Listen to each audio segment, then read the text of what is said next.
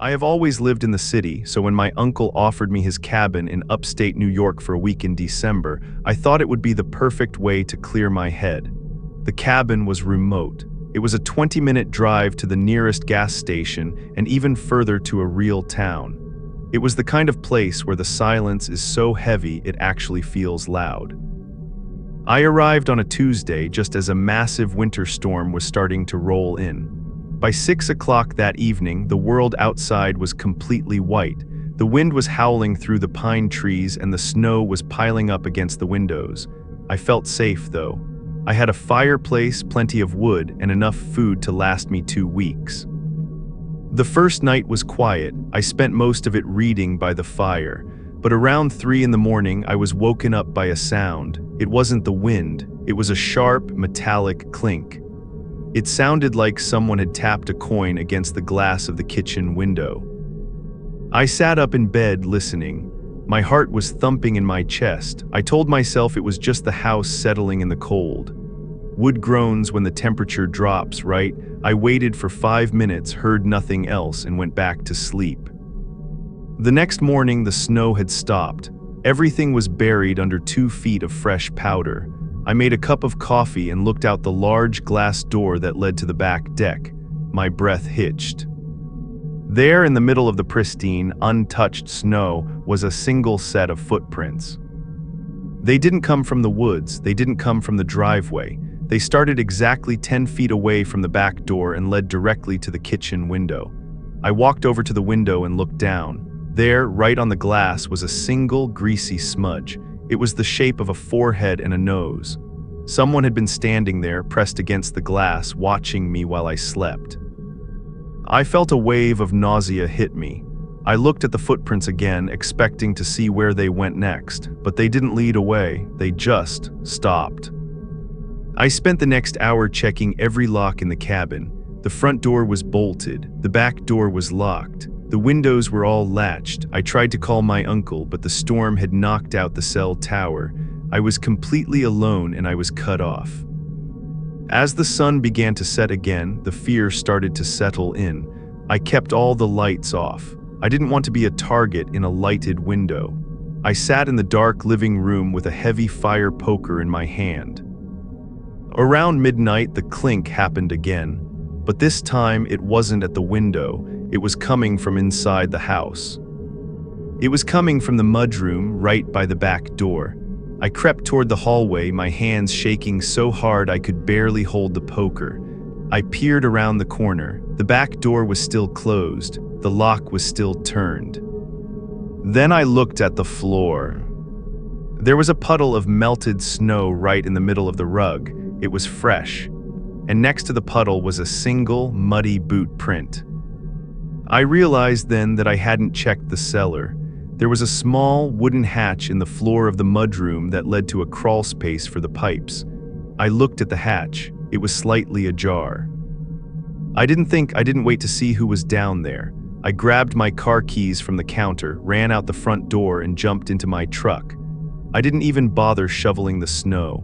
I slammed the truck into 4-wheel drive and plowed through the drifts, screaming as the engine roared. I drove all the way to the town police station.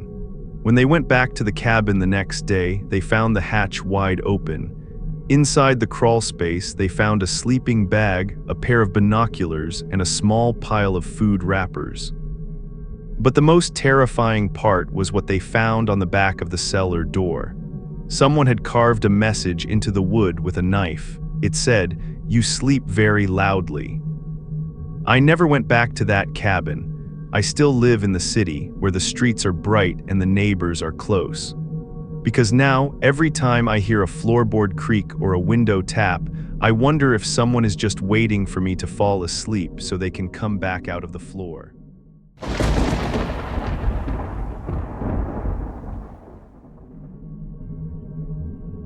My parents are the kind of people who love technology. When they built their forever home in the suburbs of Illinois, they made sure it was a smart home. Everything, the lights, the locks, the cameras, even the thermostat, is controlled by an app on their phones. Last January, they went to Florida for 2 weeks and asked me to stay at the house to keep an eye on things. It was a cold, bitter month with temperatures dropping well below zero. I didn't mind though, the house was luxury. I had a giant television, a heated floor, and total privacy. Or at least I thought I did. It started on the third night.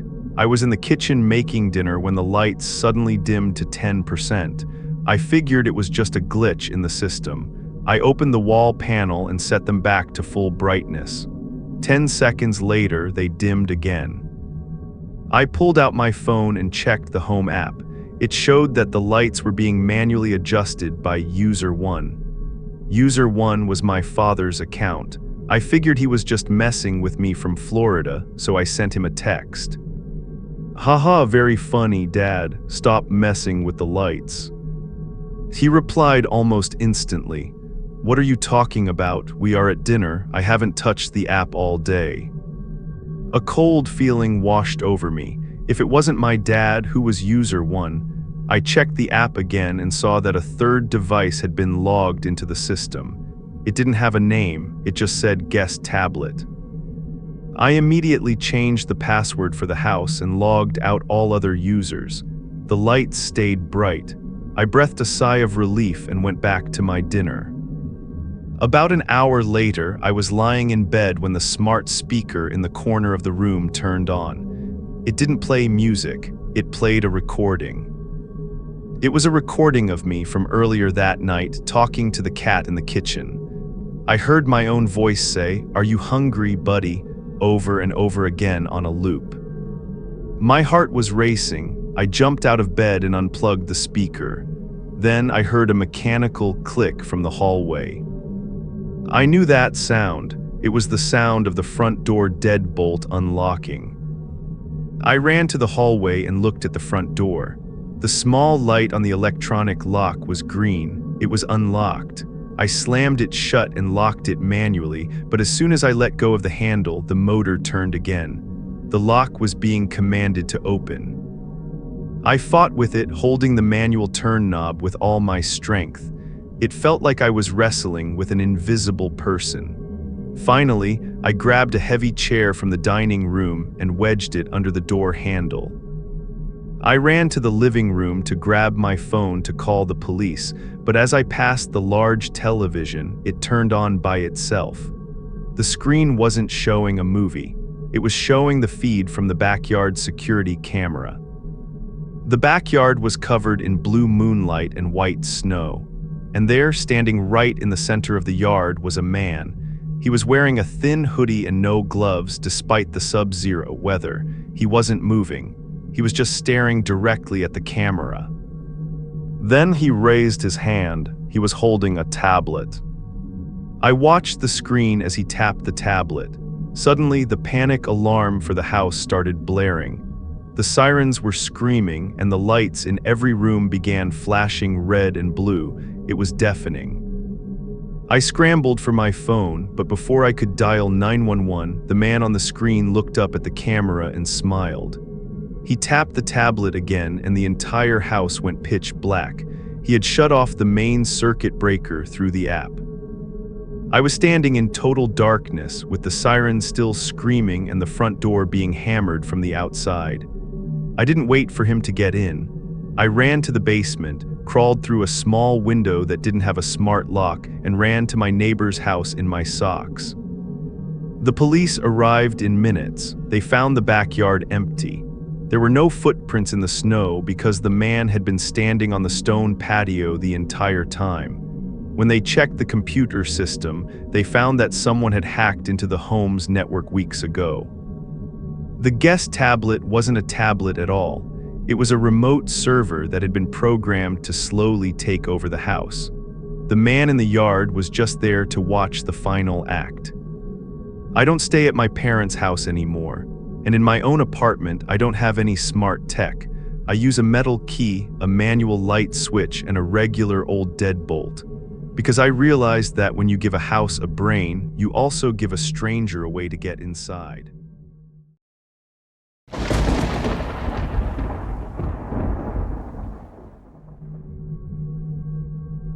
This happened 3 years ago while I was finishing my final year of college. My favorite professor, a man named Dr. Miller, asked if I could stay at his place for a week while he went to a conference in Canada. He lived in a beautiful, old Victorian house on the outskirts of town. The house was full of character, but it was also incredibly isolated. His only companion was an aging golden retriever named Goldie. Because Goldie was getting older and had some health issues, the professor had set up a video monitor in the living room so he could check on her from his phone. It was one of those cameras that has a two-way speaker and a night vision mode. The first 2 days were quiet. I spent my time studying in the kitchen and taking Goldie for short walks in the freezing afternoon air. On the third night, a heavy sleet began to fall, turning the driveway into a sheet of ice. I decided to turn in early and went to the guest bedroom on the second floor. I was almost asleep when I heard a soft crackle coming from the nightstand. I had kept the monitor receiver next to my bed just in case Goldie needed to go out.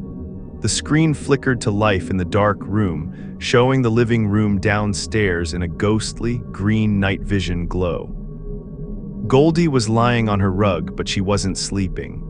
She was sitting bolt upright, staring at the corner of the room that was just out of the camera's view.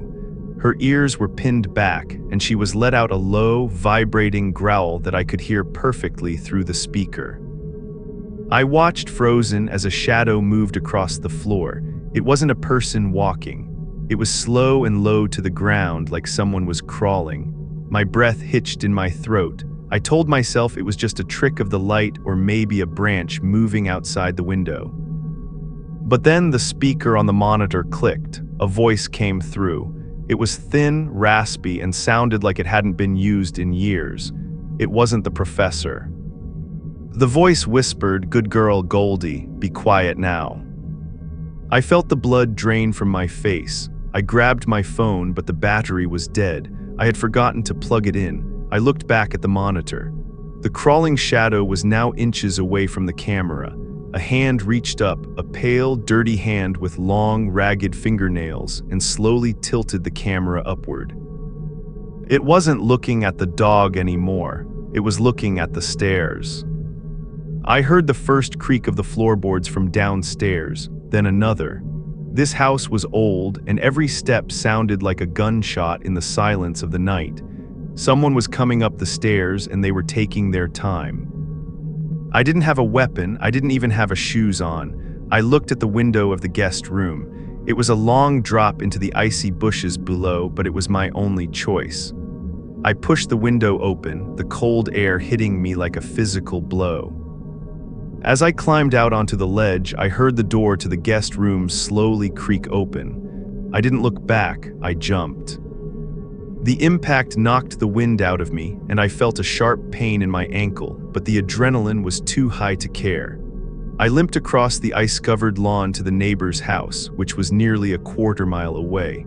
I pounded on their door until they woke up and called 911. When the police arrived, the house was silent. They found Goldie unhurt, still sitting on her rug, but when they checked the video monitor, the memory card had been removed. The most chilling part came the next morning. The police found a small crawl space behind the guest room closet that I hadn't even noticed. Inside, there was a pile of old blankets, a flashlight, and a notebook. The notebook was filled with pages and pages of my own schedule, what time I woke up, what I ate for breakfast, even what I was studying. The last entry was dated from that night. It simply said, "She is leaving through the window." The person was never caught. The police think it was someone who had been living in the walls of that old house long before I ever arrived. I never saw Dr. Miller again. I dropped his class and moved back home. I still can't stand the sound of a baby monitor. Every time I hear that static crackle, I'm afraid I'll hear that raspy voice telling me to be quiet.